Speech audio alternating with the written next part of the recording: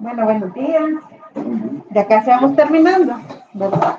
Solo terminamos buenas prácticas, la otra semana viene del consejo y ya luego nos quedamos con el último módulo de redacción, ¿verdad?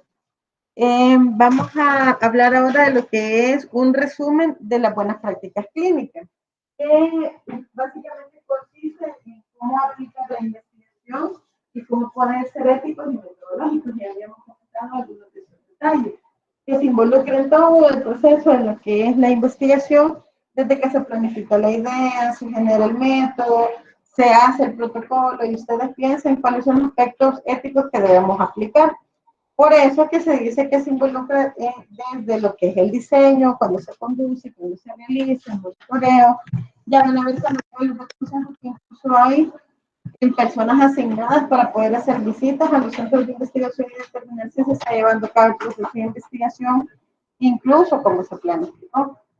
La importancia de cumplirlo, obviamente, porque al final lo que queremos es como proteger los derechos y la seguridad del bienestar de los sujetos en estudio, que como habíamos hablado, no es a costa del interés del investigador o de la institución, sino teniendo en cuenta que debemos perseguir la seguridad del paciente. Los objetivos entonces es proteger los derechos, la seguridad, el bienestar de los sujetos humanos que participan en las investigaciones, pero el componente metodológico viene en que se asegura la calidad, la fiabilidad y la integridad de los datos recolectados. Además, se proporcionan normas y directrices para la realización de las investigaciones clínicas.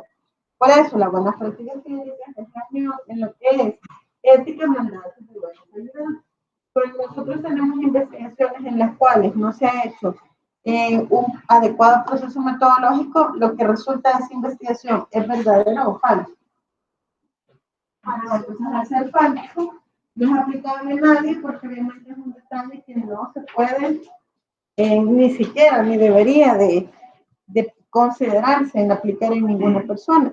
Que es por ello que es bien importante el método. Entonces, cuando un comité de ética viene y empieza a revisar la metodología, pues que dirán, pero eso no es ético, no es aspecto ético, porque se está metiendo en el diseño metodológico. Pero realmente la buena práctica clínica nos dice de que obviamente si un estudio está bien diseñado, al final entonces está bien ético, ¿ya? Las bases, igual las habíamos mencionado, el Código Nuremberg, Declaración de Helsinki, el Informe Belmont, la Conferencia Internacional de Normalización y normas de la Organización Internacional de Normalización.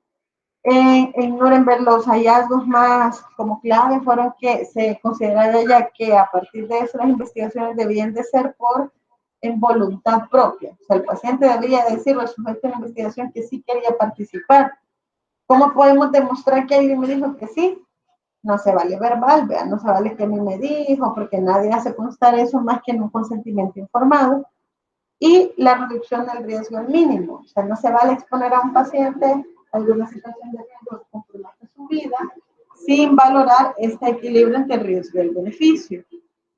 Ya luego en el 64 en Helsinki lo que se rescata es que se pretende el bienestar del sujeto, el respeto por las personas, la protección de la salud y los derechos y la protección especial, incorporando el concepto de poblaciones vulnerables, que se consideran los niños, los ancianos, las personas con alteraciones mentales, personas en estados terminales de enfermedades como cáncer o infecciones en severas, por lo que se tiene que prestar más atención a la hora de documentar su consentimiento informado.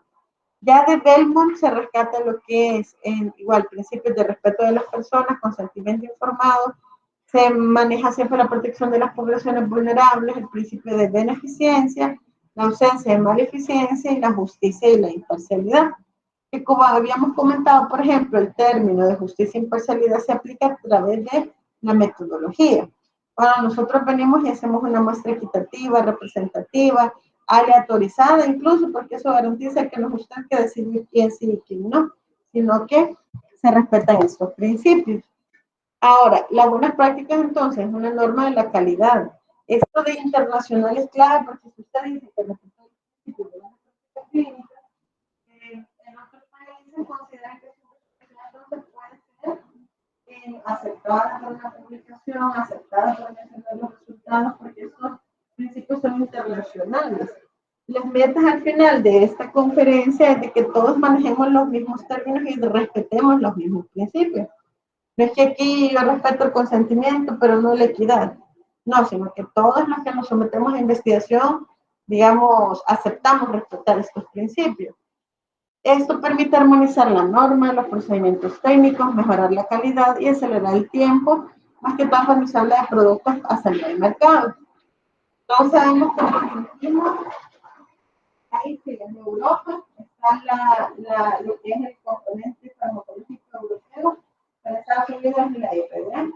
Y los países latinoamericanos toman a bien que cuando un producto es aprobado por la FDA, entonces se acepta para su comercialización. Entonces, aún no tenemos como quizás esa capacidad técnica de poder someter o sacar al mercado nuevos productos, sino que usualmente nos regimos por esas instituciones. Entonces, es por eso que respetando nosotros esos principios, nos ponemos a la par de esos países. ¿Qué más? En el 97 la FDA respaldó las buenas prácticas clínicas establecidas por esta Conferencia Internacional de Armonización, por lo que se adoptaron en ley en varios países, ¿verdad? Pero siempre viene el componente de ellos. ¿Cuáles son los 13 principios? Se dividen según el componente. Del componente de la ética tenemos uno, que la realización del ensayo sea de una forma ética. Dos, que los beneficios justifiquen los riesgos. Tres, que los derechos, seguridad, bienestar de los sujetos tienen que tener como el principal objetivo. En cuanto al aspecto de protocolo y ciencia, tenemos que el ensayo debe de apoyarse en la información clínica y de otra índole. Incluso desde que se arma un momento de referencia, tenemos que ser éticos a la hora de incluir toda la información disponible. Aquello de que no existen datos al respecto. No, mentira, porque siempre hay datos al respecto. No hay un estudio igual. Usted va a buscar a Puma de estudios iguales, pero en otros países. Entonces, por eso se dice que una buena investigación tiene que basarse en una referencia sólida, porque es lo que garantiza que usted ha hecho todas las indagaciones pertinentes para poder comprender la naturaleza del problema.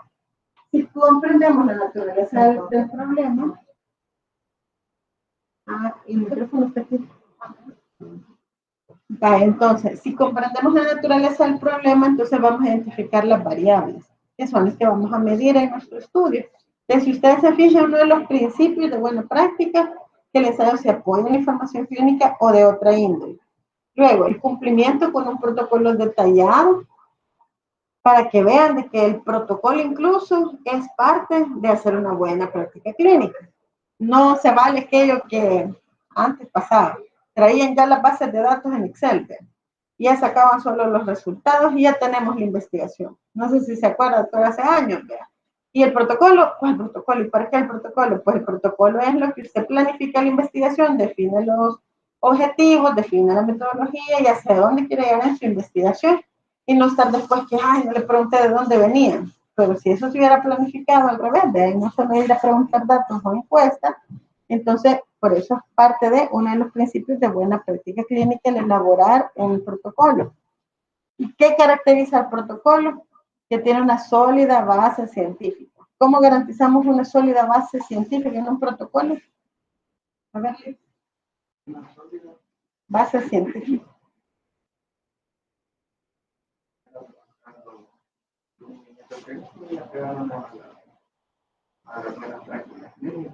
¿Qué más? Una revisión bibliográfica. Esa es la clave. Una revisión bibliográfica sólida en donde garantice que usted conoce el problema porque lo revisó, ¿verdad? Muy bien. Ahora, en cuanto al componente de las responsabilidades, siempre dentro de los principios de buena práctica, tenemos una aprobación de la Junta de Revisión Interna Institucional, que son las IRB, o del Comité de Ética Independiente. En cada institución, mejor cuando son hospitales de escuela, tiene estos comités de ética local. Aquí en Sánchez saben que le lleva el doctor Adrián. ¿Ve? Esto se hace antes de empezar el estudio, o sea, no se vale que yo le fui a pedir la encuesta al paciente y hasta después pedir permiso para hacer el estudio, sino que es previo a. Luego, atención médica y decisiones a cargo de un médico idóneo. Esto igual a veces es como, se molestan, digamos, muchos investigadores porque usted exige de que lo lleve como al médico idóneo, es el que es el especialista en el área. Póngale que de repente, sabemos que los residentes en este caso no son médicos especialistas, pero son médicos en formación y que van a obtener un título de especialidad. Entonces, si quieren hacer, por ejemplo, un estudio de cardio, le pueden pedir el apoyo a alguien de CARTI para poder como tener la solidez del conocimiento técnico. Muchas veces ponemos dos asesores, que es el clínico, que nosotros decimos el de mayor experiencia, y el otro que es el metodológico, el que lleva o incluso lidera la investigación.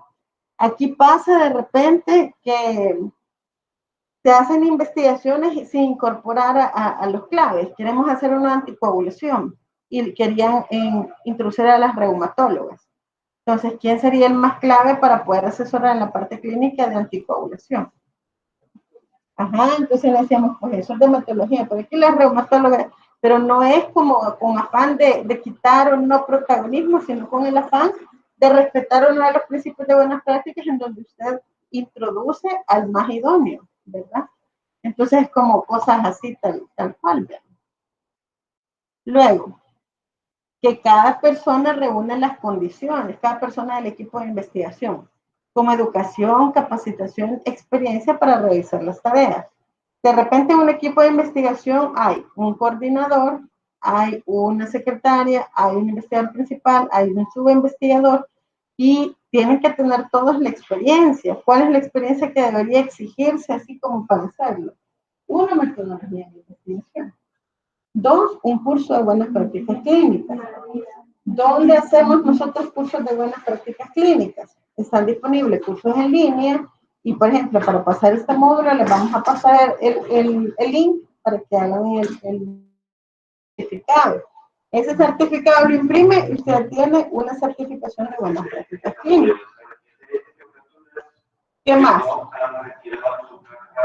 Como coordinador siempre se pide, por ejemplo, que sea alguien con experiencia en trabajo de investigación, haber hecho investigación. Entonces, no es malo pedir eso porque obviamente garantiza de que sabe lo que se está refiriendo. Y luego, otro de los principios de buenas prácticas es el consentimiento informado, donde se exige que cada sujeto debe darlo antes de participar en una forma libre. En los otros principios ya componen parte de lo que es la calidad e integridad de los datos. Imagínense, eso es la buena práctica, lo ético, también incluye cómo se manejan los datos. En este caso, notificación, interpretación y verificación precisa. O sea, que lo que usted escriba, lo que usted no realmente es lo que es. La protección de la confidencialidad de los archivos. En este aspecto, muchas veces la confidencialidad se sugiere a cada expediente ponerle un número, un código. Así como usted ve en investigación no aparece Susana Pérez, sino que aparece Susana Investigación 01 del código de la institución 012. Y eso es como para respetar la confidencialidad. Lo otro, jamás en las publicaciones se ponen nombres de pacientes, nada que pueda hacerlos reconocer. Cuando se trabajan imágenes, se le borra todo lo que identifica el paciente en la imagen. Y cuando se trabajan fotos del paciente, se tiene que difuminar partes que hagan reconocible al sujeto. Obviamente siempre va bajo consentimiento informado. Y se le aclara, ¿verdad? Que una cosa es para el aspecto de la investigación, pero otro aspecto es para la publicación de los resultados. Luego, en cuanto a los productos en la fase de investigación, igual, tienen que apegarse a las buenas prácticas de fabricación. Digamos que sean los elementos para producción de mejor calidad, que sean en las instalaciones adecuadas, que se guarden en las condiciones adecuadas. Y obviamente cada uno tiene que respetar los protocolos y en el control y garantía de calidad, seguir sistemas con procedimientos para asegurar la calidad de cada aspecto del ensayo. ¿Preguntas? No. ¿Qué significa entonces cumplir las buenas prácticas clínicas en la investigación? Que tengamos un protocolo y que ese protocolo haya sido aprobado por un comité de ética, que haya un consentimiento informado válido, que haya un plan de vigilancia, una notificación de eventos adversos de los dispositivos en el caso que aplique, una documentación apropiada, procedimientos válidos de recolección y notificación de datos. Por ejemplo, ahorita estamos llevando una investigación de SARS con Delta. Las licenciadas, cada parte de la investigación, tenemos el chileno, tenemos el llave y cualquier supervisión que nos pueda hacemos? Nosotros sacamos nuestros expedientes y todos están como un número, ¿ya? Si se pide nombre, pero que identifique inicialmente el nombre de cada paciente es un número de identificación. Entonces, todo eso forma parte de la buena práctica y por eso le deben usted hacer su curso, tiene que saber que es parte de ello, incluso el salvaguardar de los datos, la confidencialidad de los datos y el buen manejo de la información. ¿Quiénes son los responsables? Y esto es clave. De todo el responsable siempre es el investigador principal. ¿Ya? El que tiene que llevar como, o delegar incluso funciones como quién le va a mantener todo ordenado, quién va a recolectar algunos datos. De repente soy investigador de diferentes investigadores llenan cuestionarios, pero como investigador principal tiene la responsabilidad de que sea bien llenado, porque a alguien se le piden las cuentas. Luego, también se involucran los patrocinadores, que habíamos hablado quiénes son los patrocinadores. Digamos, en los trabajos de los residentes, ¿quiénes son los patrocinadores?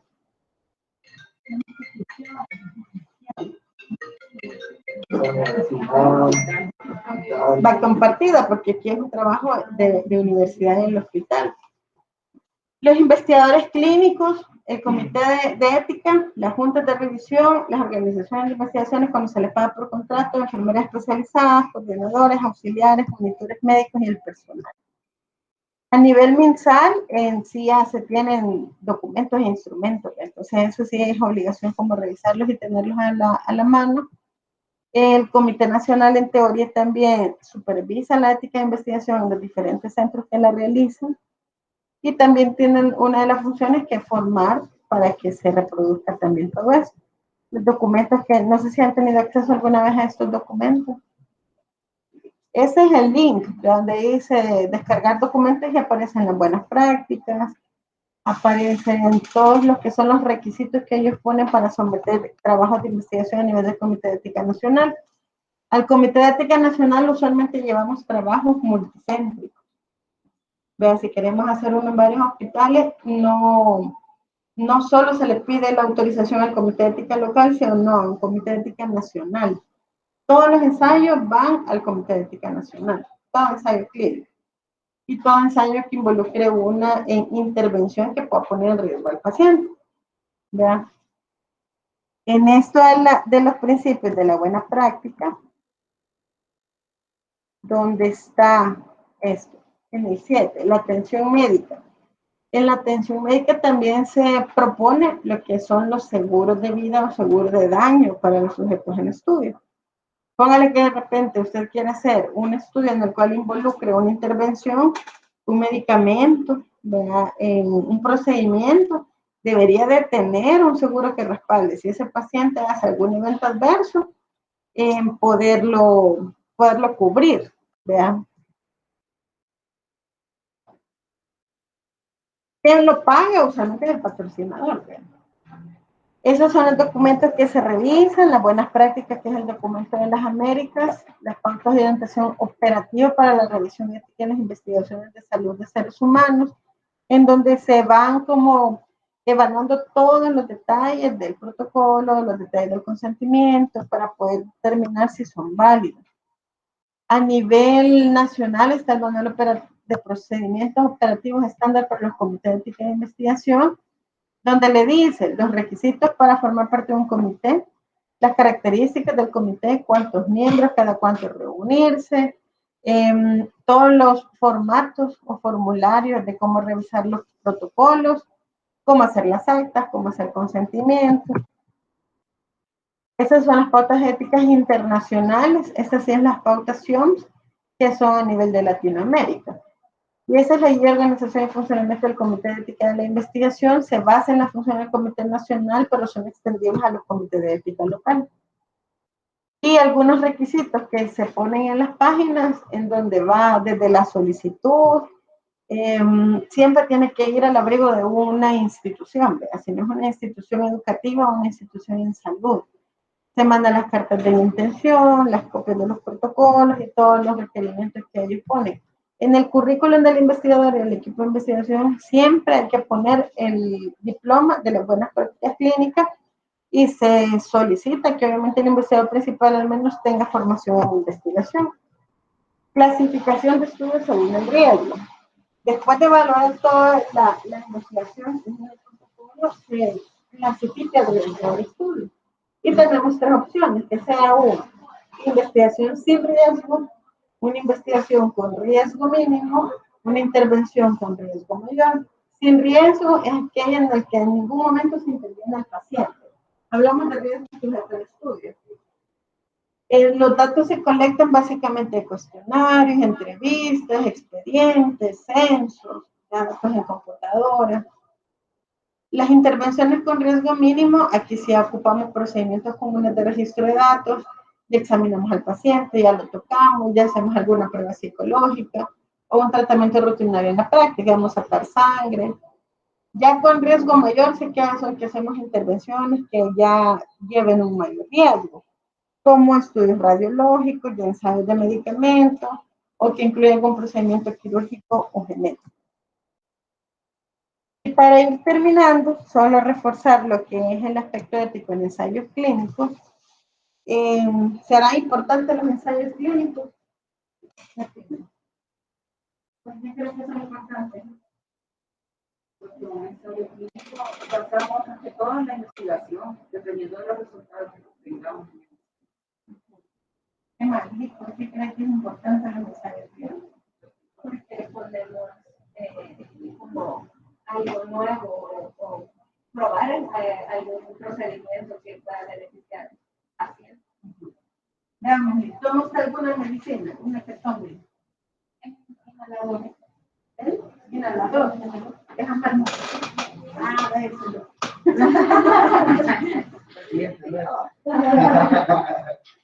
Vaya, ¿por qué creen ustedes de que le indican el inhalador que ocupa? ¿En base a qué? Dijeron, le vamos a dar Porque hicieron un ensayo clínico y vieron que tenía era fiable utilizarlo en pacientes, en determinados pacientes. Porque si salió al mercado, eso garantiza que alguien hizo ese ensayo clínico, en donde se probó la dosis, las indicaciones, duración, pero si no tenemos ensayos clínicos, no tenemos forma de poder garantizar de que un medicamento es usado para esto y cuántas dosis es necesario. Todo es a base de prueba y error.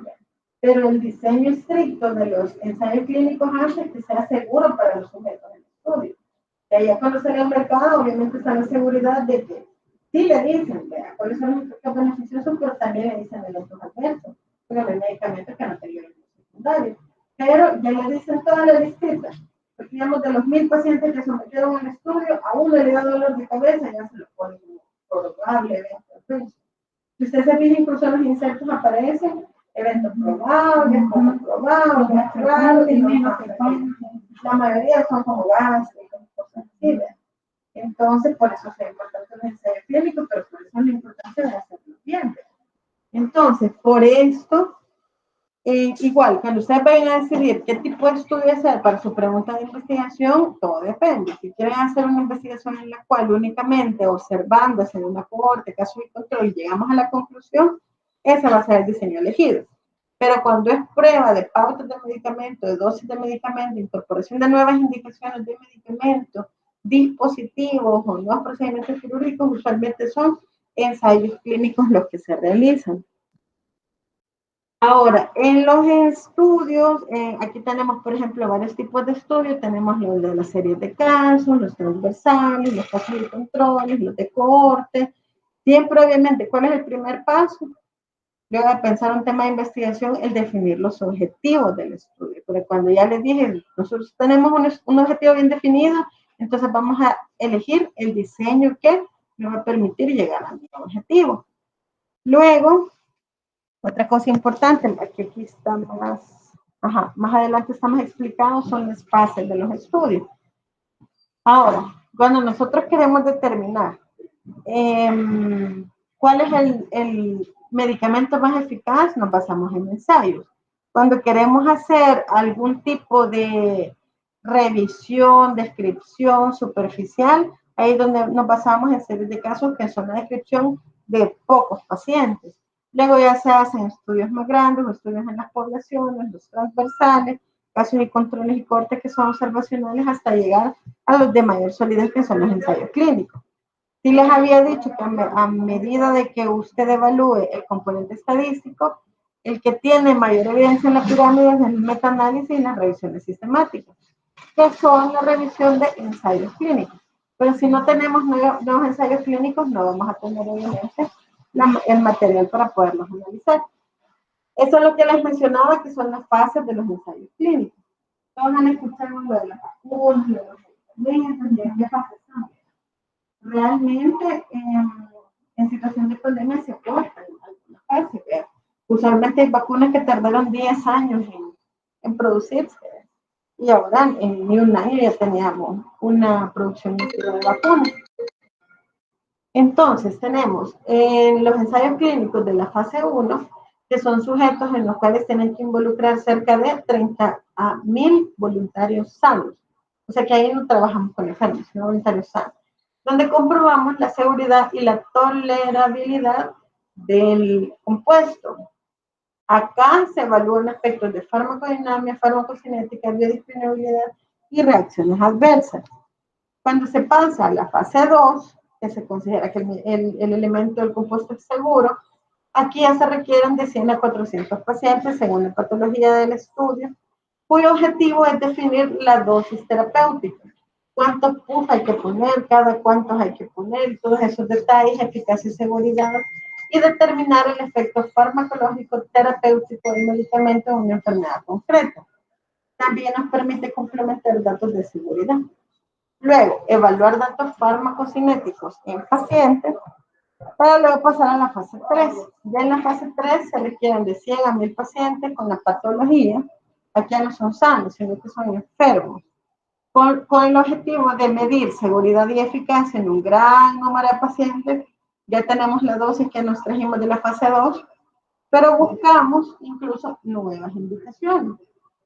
Un como ejemplo bien común son los medicamentos antiepilépticos que ocupamos para la cefalea. Ustedes saben que hay gabapentina, carbamazepina, sulopenem, que su indicación inicial es epilepsia. Pero obviamente en el desarrollo de las diferentes fases se están identificando como indicaciones nuevas. Y saber que a dosis menores se puede ayudar a controlar para la cefalea, por ejemplo, migraña. Entonces es un ejemplo de cómo en la fase 3 se pueden surgir nuevas indicaciones. ¿Qué información se obtiene? Eficacia, seguridad, interacciones y riesgo-beneficio. Para luego pasamos a la fase 4. Y aquí más de 1000 pacientes, ya son del mercado, ya toda la gente lo usa.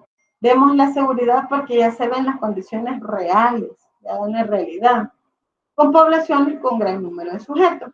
La información que se obtiene es otros datos de eficacia, datos de farmacoeconomía, farmacovigilancia y en la seguridad del empleo prolongado o en grandes grupos. Aquellos que no vimos en grupitos chiquitos, aquí ya lo podemos identificar.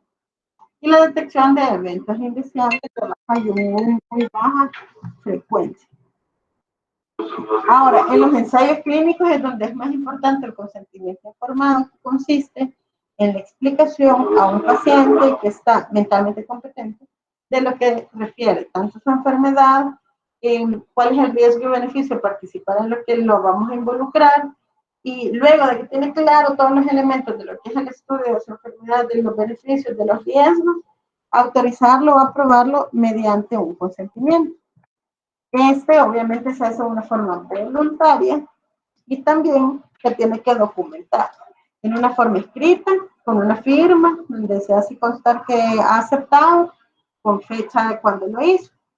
El consentimiento entonces garantiza la autonomía, la libertad de la persona, el derecho a la autodeterminación, el derecho a tomar decisiones informadas, derechos humanos, lo que obviamente nos permite garantizar dignidad, libertad y la igualdad. ¿Qué contiene un consentimiento? El título del estudio, los lugares o sitios de investigación, nombre, teléfono, dirección del investigador, propósitos y duración, descripción del estudio, procedimientos, experimentos, qué va a ser lo bueno, qué va a ser lo malo, qué otras alternativas hay si hubieron, y siempre se incorpora la parte que el paciente puede retirarse del estudio en cualquier momento sin ninguna cabal, no le va a dejar de dar tratamiento, no va a dejar de venir al hospital, sino que se va a seguir tratando como un paciente usual, pero con el retiro del estudio. o de sus datos del estudio. Ahora, hay un caso especial que es en los niños, los, bueno, menores de 18 años. Ahí como no tienen DUI, no tienen, bueno, se consideran que todavía tienen como la capacidad para autorizar estos documentos, aunque sí tienen la capacidad mental para comprenderlos. Entonces se les solicita asentimiento informado. Y aquí se les explica su nivel de entendimiento de lo que van a participar y obviamente pueden ellos dar su opinión o aceptar. Bueno, estos eran como los elementos teóricos. Ahora